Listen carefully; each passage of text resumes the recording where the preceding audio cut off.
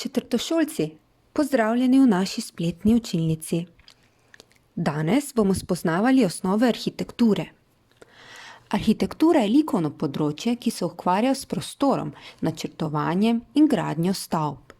Spoznali bomo različne prostore, ki jih srečamo v vsakdanjem življenju.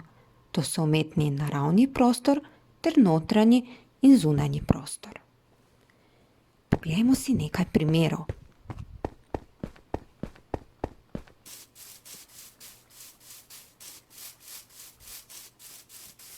Takole, pa smo prispeli.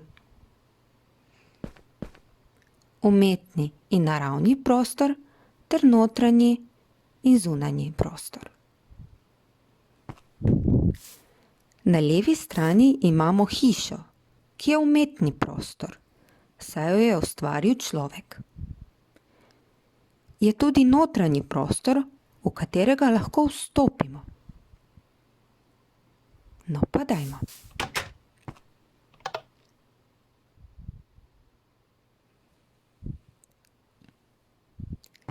Na drugi strani imamo park, ki je tudi umetni prostor, saj je bil umetno ustvarjen.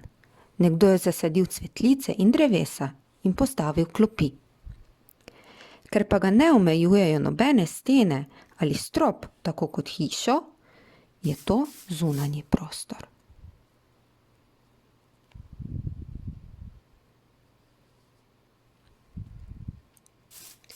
Prostor, v katerega pa človek ni posegal, je naravni prostor. To je na primer gozd. Ker smo zunaj v naravi, je to zunanji prostor.